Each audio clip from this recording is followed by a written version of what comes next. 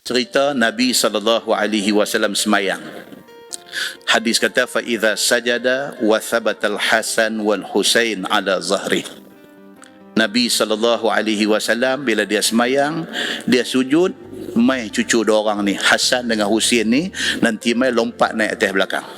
Nabi SAW duduk semayang, dia kata, فَإِذَا سَجَدَ, apabila Nabi sujud, وَثَبَ الْحَسَنُ وَالْحُسَيْنُ عَلَى ظَهْرِهِ, lompat mai cucu dua orang ni naik atas belakang Nabi ni. Nabi duduk sujud ni, naik duduk atas tengkok, duduk atas belakang Nabi.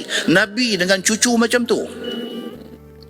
فَإِذَا رَفَعَ رَأْسَهُ, apabila Nabi bangkit, angkat kepala daripada sujud, أَخَذَهُمَا بِيَدِهِ مِنْ خَلْفِهِ أَخْذًا rafiqan.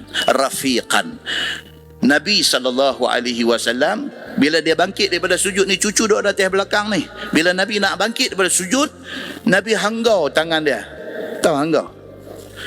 Nabi suar tangan dia, Nabi pegang ni, cucu dua orang atas belakang ni, Nabi pegang ni, Nabi dengan cermat, dengan sopan. Dia sebut dalam bahasa hadis ni, dia kata akhzan rafiqan. Nabi pegang ni dengan lemah lembut. Nabi pegang cucu ni. Bukan dia bagi buah siku ke apa sebiji pula.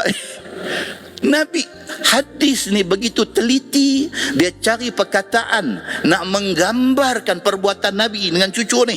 Dia kata Nabi suar tangan pergi dekat cucu dua orang ni, Nabi pegang daripada dua-dua ni dengan lemah lembut.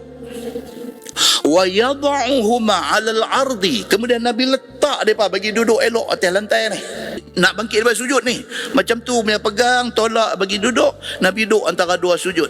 Kata hadis tu, dia kata fa iza ada, apabila Nabi sujud balik, rabat pula dua orang ni. Bila Nabi sujud kali kedua, Hasan dengan Husain ni dua-dua ni mai rabat balik atas belakang Nabi. Hatta idza qada salatah, macam itulah kata Abu Hurairah, macam itulah keadaan dia sehingga selesai semayang. Nabi dengan cucu ni sampai selesai semayang. Bila habis semayang, aq'adahuma ala fakhizai, Nabi ambil Hasan, ambil Husain, bagi duduk atas riba dia lepas semayang. Tuan-tuan, Masya Allah, yang kata Nabi SAW dengan cucu ni, penyayang dia sampai macam tu sekali. Macam mana Nabi SAW sayang cucu, macam itulah Nabi sayang kepada kita, umat dia, umat Nabi Muhammad SAW.